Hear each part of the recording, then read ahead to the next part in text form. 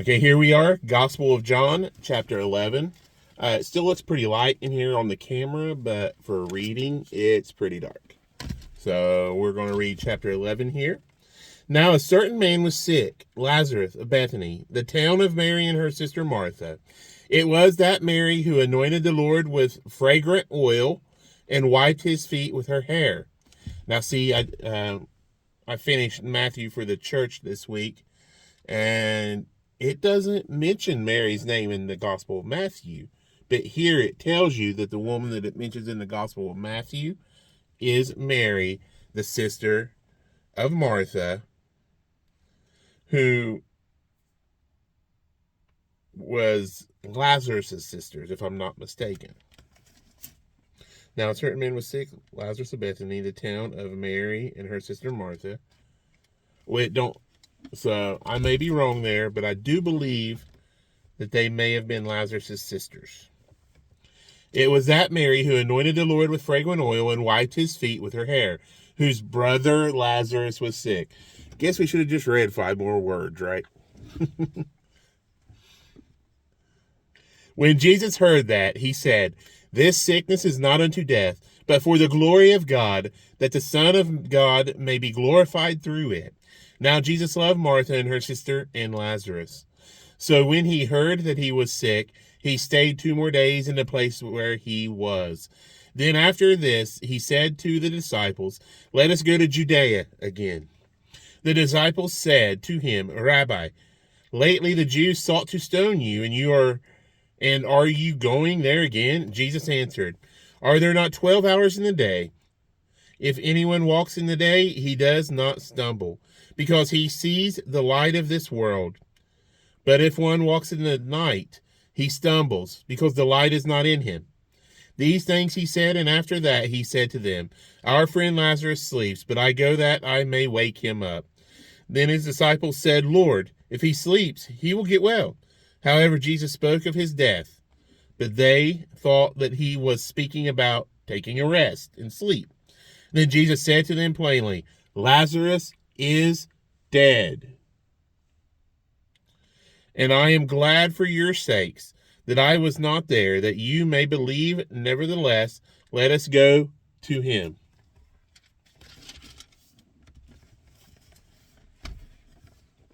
Then Thomas, who is called the twin, said to his fellow disciples, "Let us also go, that we may die with him."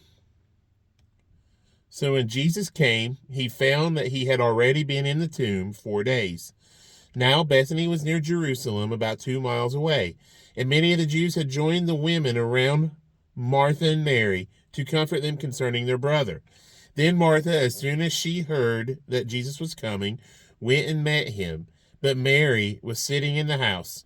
Now Martha said to Jesus, "Lord, if you had been here, my brother would not have died. But even now I know that whatever you ask of God, God will give you." Jesus said to her, "Your brother will rise again."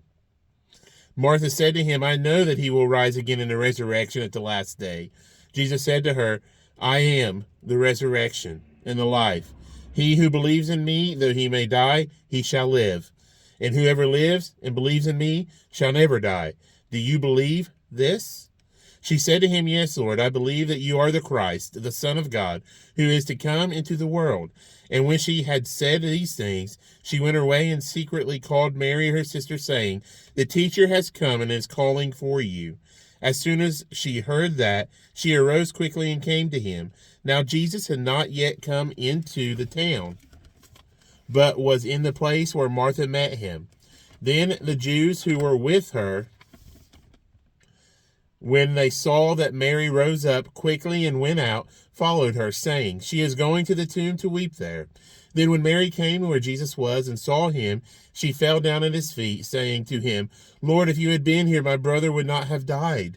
Therefore, when Jesus saw her weeping, and the Jews who came with her weeping, he groaned in the spirit and was troubled.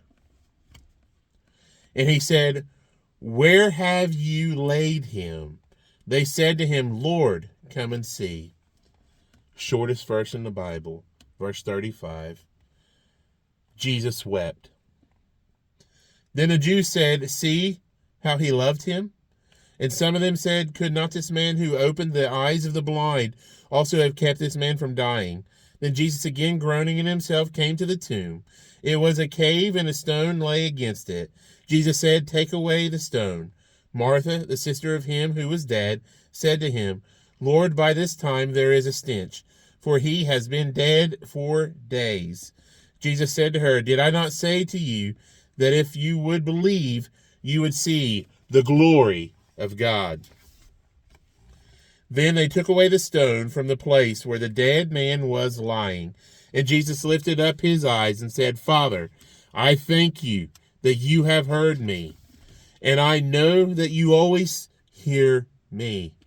But because of the people who are standing by, I said this, that they may believe that you sent me."